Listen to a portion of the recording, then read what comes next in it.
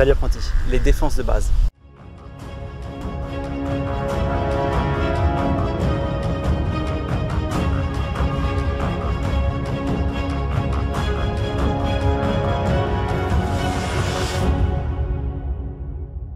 On a vu les attaques, les déplacements et la position de garde de base, donc maintenant on va passer à la défense. En effet, une fois que tu as attaqué, il faut aussi savoir se défendre pour éviter de soit de se faire toucher, donc en duel, pour éviter de se faire prendre des points, ou alors en chorégraphie, donc pour pouvoir bloquer les attaques. Je vais te montrer 9 attaques différentes, donc on va voir comment toutes les bloquer. Tu vas voir que pour chacune il y a plusieurs blocages différents, ce sont les blocages de base. Alors il y a des blocages après qui seront plus avancés, il y aura bien sûr les esquives et les contre-attaques, donc ça on verra ça dans d'autres vidéos. Là c'est vraiment juste les premiers blocages, le blocage de base que tu peux faire sur toutes les attaques que tu vas rencontrer. Donc pour te rappeler les 9 attaques, il y a l'attaque directe sur la tête, sur les côtés, il y a donc celle qui tranche horizontalement, qui part du bas pour remonter, et bien sûr celle du milieu également pour remonter, et il y a le coup des stocks, donc le coup de pointe qui se fait. Donc voilà, donc il y aura là, je vais te montrer vraiment les blocages par rapport à tout cela. Pour l'attaque verticale sur la tête, il y a donc deux possibilités de blocage. Soit la lame, elle va être parfaitement horizontale, donc ça va être vraiment pour un blocage plus en force. Il est important de toujours revoir son adversaire. Soit tu inclines légèrement ta lame, ce qui fait que le bout de ta lame va être plus bas que ta poignée, ce qui fait que l'attaque va peut-être déviée vers le bas. Et donc tu peux plus facilement te dégager de l'attaque. Il y a moins de force, c'est plus... tu vas plus être dans la déviation de l'attaque. C'est quand même un blocage, hein. C'est principalement un blocage, mais c'est-à-dire que s'il y a vraiment plus de force, ton adversaire a plus de force que toi, sa lame elle va couler en fait sur l'extérieur et pas sur toi. Et tu risques pas d'être écrasé par sa lame. N'ayant pas deux sabres laser, on a utilisé un bokken comme deuxième arme. Ensuite les attaques diagonales haut, tu vois qu'il y a donc deux blocages possibles à faire. Sur mes deux premières défenses, tu peux voir que je vois trop où va arriver l'attaque.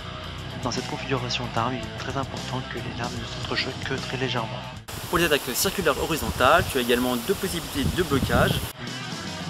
Même si tu regardes où arrive la lame de ton adversaire, il est important que tu le gardes en visuel. Pour les attaques diagonales bas, tu as également deux blocages possibles. Si tu es un partenaire d'entraînement régulier, il est moins onéreux d'acheter deux bokken plutôt que deux sabres laser. Ensuite pour la 8e attaque, tu es obligé de sortir en fait, de la ligne d'attaque parce que sinon en fait, si tu bloques au niveau de tes jambes, il va pouvoir dévier sa lame des deux côtés pour toucher tes jambes.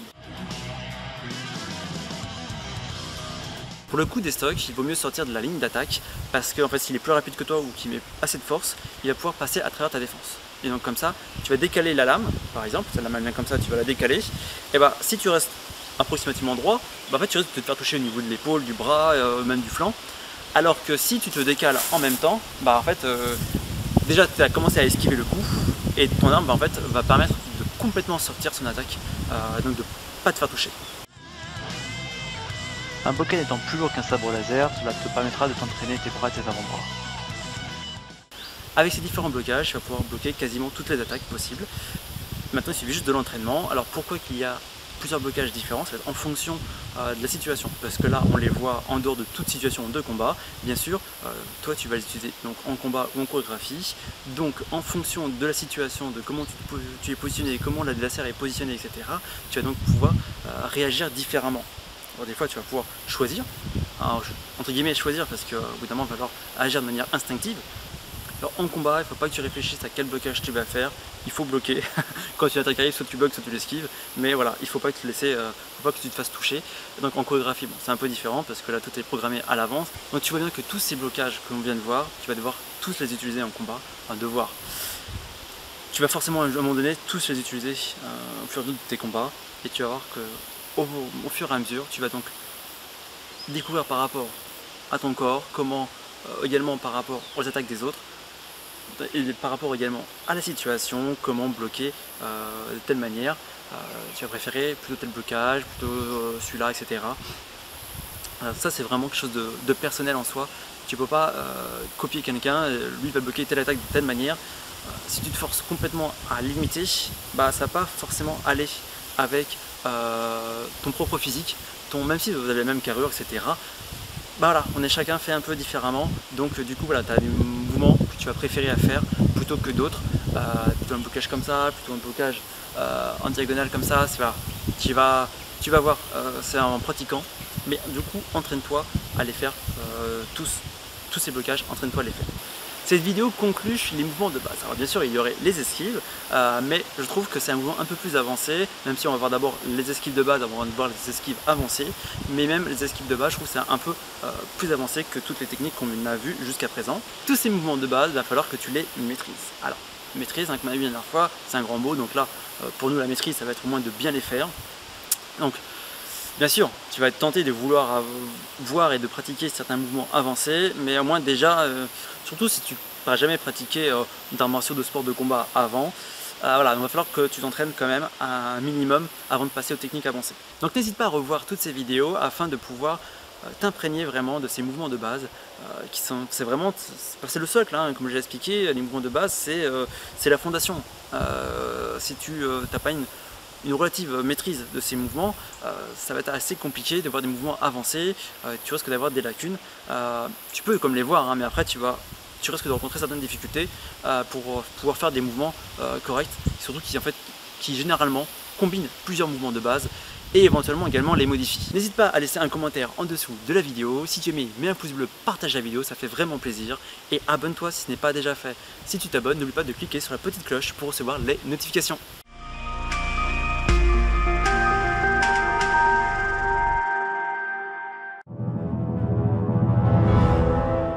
Bienvenue dans la partie bonus. Tu t'es peut-être demandé où t'entraîner. Alors, déjà tu as chez toi, en faisant très attention, hein, parce que tous tes mouvements, faut pas que tu tapes une lampe, faut pas que tu tapes un meuble, une autre personne chez toi, voilà. Donc les murs, pareil, voilà. Faut que tu fasses attention à ton environnement. Donc si par exemple tu as déjà eu un sabre laser, par exemple utilise que le manche. Pour t'entraîner, moi, il faut les différents mouvements, ou même sans, hein, tu fais sans rien dans tes mains, juste pour t'entraîner. Tu peux également t'entraîner dans tout ce qui est parc ou terrain qui sont donc faits pour le sport. Donc là pareil, il faut toujours faire attention à ton environnement, que ce soit l'environnement je dirais stable tel que des arbres, des poteaux, des murs, etc. ou l'environnement je dirais mouvant, hein, tout ce qui peut être des voitures, tout ce qui est toutes les personnes qui peuvent se déplacer autour de toi. Donc ça ce sont tous les lieux possibles si tu t'entraînes tout seul ou à deux. Alors c'est vrai que si tu t'entraînes à deux chez toi, à moins d'avoir des grandes pièces, ça risque d'être assez compliqué rapidement. Vaut mieux s'entraîner dehors, dans ton jardin, tu trouves un endroit un peu tranquille pour pouvoir t'entraîner. Alors si tu t'entraînes en extérieur dans un lieu public, à moins que ce soit un lieu où les gens ont l'habitude de voir des gens s'entraîner aux arts martiaux, c'est vrai que tu vas sûrement très certainement attirer l'attention.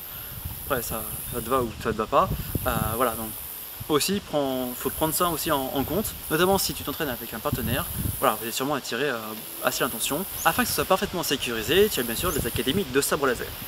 Alors tu vas te demander, mais pourquoi tu me parles d'une académie de sabre laser alors que le but de ta chaîne c'est justement d'enseigner le sabre laser? Oui, sauf que moi je ne suis pas non plus un expert et en fait les deux sont vraiment compatibles. Je trouve que combiner les deux c'est ce qu'il y a de mieux. Parce que d'un côté à l'académie sabre laser, tu as donc un professeur qui va t'enseigner toutes les techniques qu'il connaît au sabre laser. Tu vas pouvoir donc appliquer tout cela avec différentes personnes.